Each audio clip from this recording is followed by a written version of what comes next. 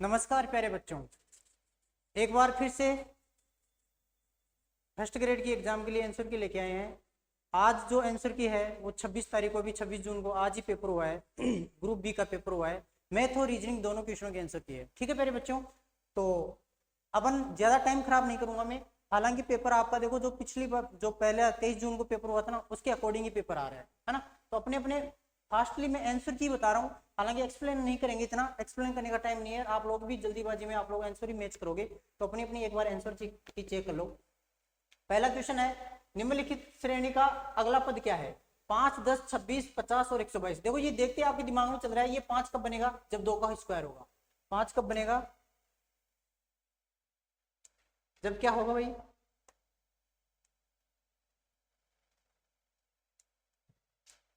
2 का क्या होगा? स्क्वायर होगा। ऐसे ही 10 कब बनेगा? 3 का स्क्वायर में 1 जोड़ देंगे तो 10 बन जाएगा। 2 के स्क्वायर में 1 जोड़ देंगे तो 5 बन जाएगा। 3 के स्क्वायर में 1 जोड़ देंगे तो 10 बन जाएगा। 26 कब बनेगा? 5 का स्क्वायर में कितना जोड़ देंगे? 1 जोड़ देंगे। 50 कब बनेगा? 7 के स्क्वायर में कितना जोड़ देंगे? 1। 122 कब बनेगा? 11 के स्क्वायर में 1 जोड़ देंगे। तो ऐसे ही देखो, ये 2, 3, 5, 7, 11 अभाज्य संख्याओं का क्रम चल रहा है। तो 11 के बाद में अभाज्य संख्या क्या आएगी? 13 आएगी। 13 आएगी तो 13 का स्क्वायर प्लस 1 कर देना। 13 का स्क्वायर कितना होता है? 169 प्लस 1 कितना हो जाएगा? 170। तो पहला ऑप्शन ये आपका क्या हो जाएगा? करेक्ट हो जाएगा। 48 नंबर में ए ऑप्शन करेक्ट हो जाएगा आपका। ए ऑप्शन हो जाएगा। ठीक है मेरे बच्चों, आगे बढ़ते हैं, ज्यादा टाइम खराब नहीं करेंगे अपन लोग। 7 व्यक्ति A B C D E F और जी एक पंक्ति में इस क्रमानुसार खड़े हैं कि प्रथम 2 व्यक्ति ए और बी के मध्य की दूरी कितनी है? 10 है। इन दोनों के मध्य की दूरी कितनी है प्यारे बच्चों? 10 है। तथा क्रमागत व्यक्तियों के मध्य की दूरी 1 मीटर कम होती जाती है। भाई जैसे क्रमागत आगे बढ़ते जा रहे हैं ना, वैसे वैसे दूरी आपकी कितनी होती जा रही है? 1 मीटर क्या हो रही है? कम हो रही है। तो देखो ये 10 है तो 1 मीटर कम हो जाएगी। तो ये इन दोनों के बीच की दूरी कितनी? 9। ये वाली दूरी कितनी? 8। ये वाली दूरी कितनी? 7। और ये वाली दूरी कितनी? 6। ऐसे क्रमागत कम हो रही है। ठीक है मेरे बच्चों, तो आपको क्या पूछा है? बी और एफ के मध्य की दूरी पूछिए। तो बी कहां से स्टार्ट होता है? यहां से स्टार्ट हो रहा है। और एफ कहां तक चल रहा है? यहां तक।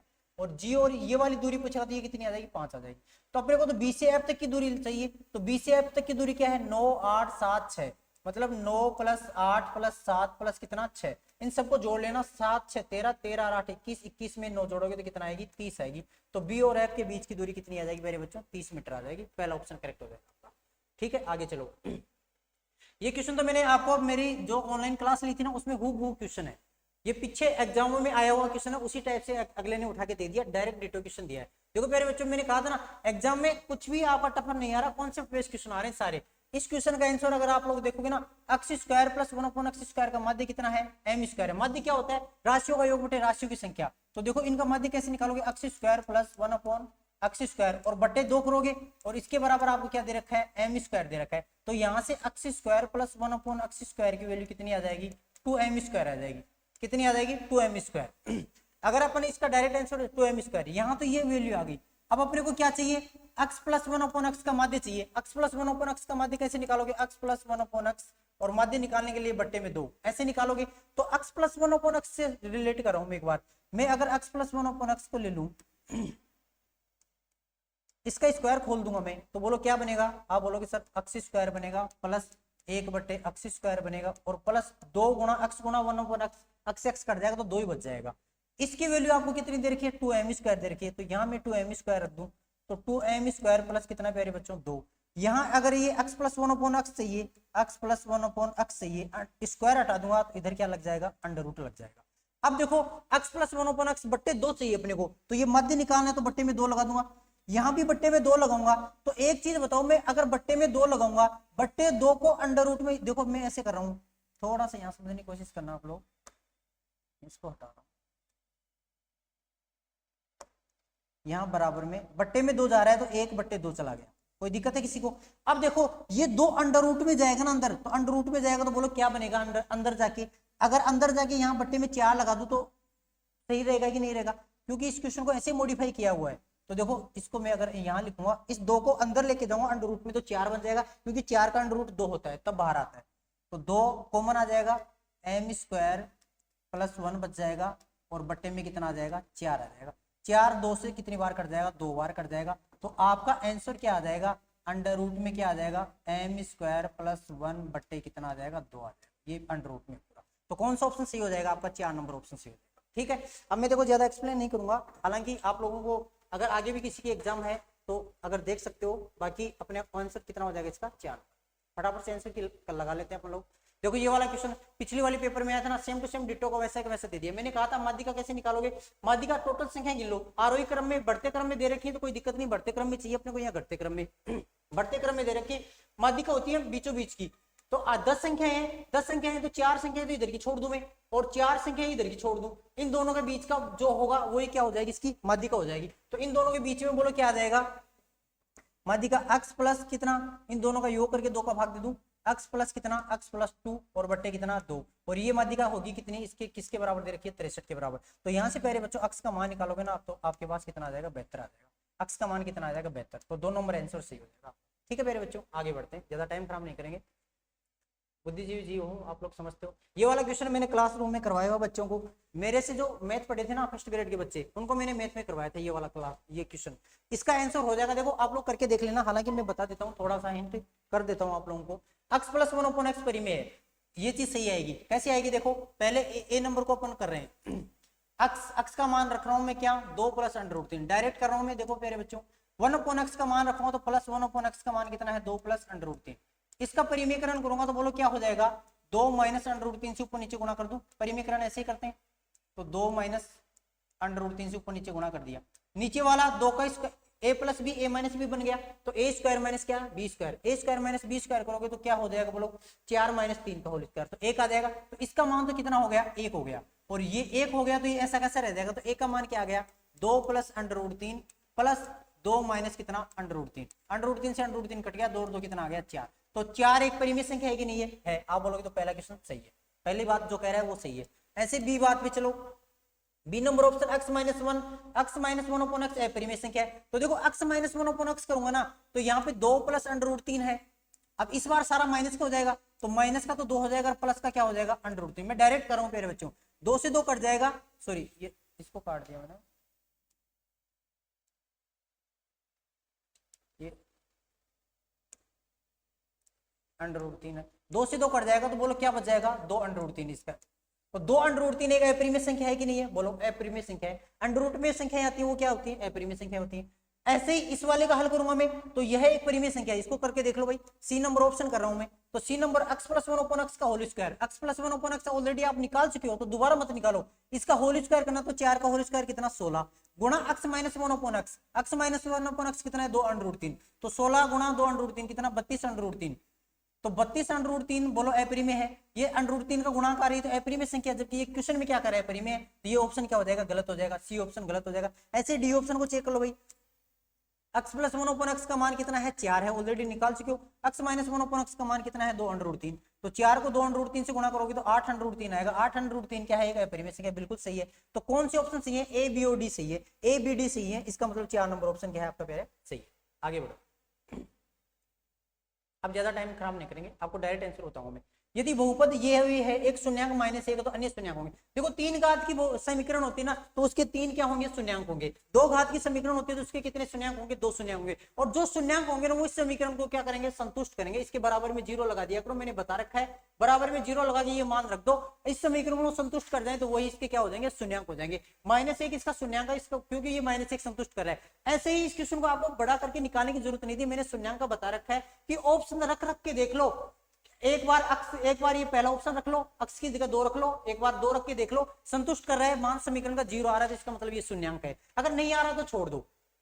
ऐसे ही 3 रख के देख लेना, इसका मान अगर समीकरण का मान 0 आ रहा है तो इसका मतलब ये है कि आपके समीकरण को क्या करेगा? संतुष्ट करेगा। तो आपका पहला आंसर सही हो जाएगा। 2 और 3, 2 और 3 मान रखोगे ना तो दोनों ही मान संतुष्ट कर जाएंगे, तो आपका पहला ही आंसर सही हो जाएगा। 53 नंबर क्वेश्चन में ए हो जाएगा। ठीक है मेरे बच्चों, 53 नंबर क्वेश्चन में क्या हो जाएगा? ए हो जाएगा। ऐसे ही देखो प्यारे बच्चों, क्वेश्चन नंबर 54 है, यदि समीकरण के युग्म ये दे रखे अनंत हल विद्यमान है। अनंत हल के लिए मैंने आपको एक तरीका बता रखा है। अनंत हल कब होते हैं? जब ये रेखाएं क्या होती है? समपाती होती है। तो समपाती के लिए इसके लिए आपको प्रॉपर्टी बता रखी है, a1/a2 बराबर क्या होता है? b1 कितना? b2 बराबर क्या होता है? c1 प्यारे बच्चों कितना? c2। ऐसे ही देखो, इसको करोगे ना आप लोग, हल करोगे ना तो b बराबर कितना आ जाएगा? 2a आ जाएगा। मैं इसका आंसर बता रहा हूँ डायरेक्ट आप लोगों को, b बराबर कितना आ जाएगा? 2a। ऐसा मान रख के करके देख लेना। देखो मैं बता देता हूँ, 2 बट्टे कितना करोगे? 2a, बराबर 3 बट्टे कितना करोगे a प्लस बी करोगे और बराबर 7 बट्टे कितना करोगे 28 करोगे। इसको हल कर लेना, एक बार तो यहाँ से a का मान निकाल लेना, एक बार यहाँ से किसका मान निकाल लेना b का मान निकाल लेना, किसी से भी कर लेना, या फिर ऐसे कर लो इन दोनों को ही ले रहा हूं मैं, इन दोनों को ले रहा हूं तो बोलो 7 से काटूंगा कितनी बार कटेगा 4 बार कटेगा। तो यहाँ से देखो प्यारे बच्चों ढंग से देखो, इन दोनों को ले रहा हूँ 4 बार कट गया तो 1 बट्टे 4 आ गया, तो इसको ले रहा हूँ 3 बट्टे क्या a प्लस बी बराबर कितना 1 बट्टे 4। तो यहाँ से a प्लस बी का मान कितना आ गया, a प्लस बी का मान सर आ गया 4 × 12, a प्लस बी का मान कितना आ गया 12 आ गया। तो यहाँ से 12 आ गया, तो अब कहीं कहीं पर भी है ना, अब इस वाले से वो निकालो a का मान, वो निकालो a का मान यहाँ से निकालोगे ना, तो 2 बट्टे 2a बराबर कितना है 1 बट्टे 4 है, 2 से 2 कट जाएगा, a का मान कितना आ गया 4 आ गया, a का मान 4 आ गया, तो यहाँ से किसका मान निकाल लेना b का मान निकाल लेना, तो b का मान कितना आ जाएगा 8 आ जाएगा, a का मान 4 आ गया, b का मान 8 आ गया, कौन से समीकरण में रखने में संतुष्ट करेगा, b का मान 8 रखूंगा बराबर 2 गुना a का मान 4 रखूंगा बराबर हो रहा है, इसका मतलब ये ऑप्शन क्या हो जाएगा आपका सही हो जाएगा। ऐसे ही करना था, एकदम इजी क्वेश्चन है 54 नंबर में।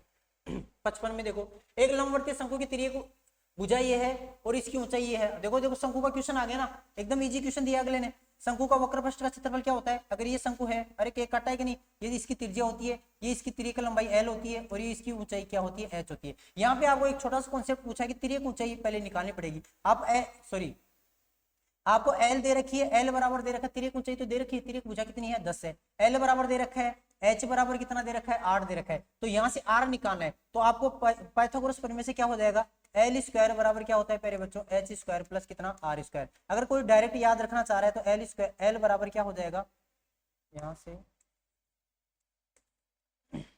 L बराबर निकालोगे ना, तो यहाँ मान रख रहा हूं मैं, तो L स्क्वायर बराबर L का मान रख रहा हूं,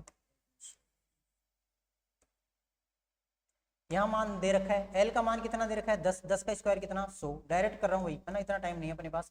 H का मान दे रखा 8 8 20 64 बराबर कितना R स्क्वायर प्लस कितना R स्क्वायर प्लस है भाई यहाँ पे, ठीक है। तो यहाँ से R का मान कितना हो जाएगा, 100 में से 64 निकालोगे तो कितना आएगा 36 आएगा, तो R का मान प्यारे बच्चों कितना आ जाएगा 6 आ जाएगा। R का मान 6 आ गया, तो अब आप लोग ना वक्र पृष्ठ का क्षेत्रफल क्या होता है पाई RL होता है, क्या होता है पाई RL होता है। मान रख दो पाई का मान कितना दे रखा है 3.14, 3 पॉइंट कितना दे रखा है 3.14 दे रखा है, R का मान कितना रखोगे 6 और L का मान कितना दे रखा है 10, 3.14 को इससे गुणा करोगे तो 188 पॉइंट कितना आ जाएगा 4 सेंटीमीटर आ जाएगा, 188.4 मीटर स्क्वायर।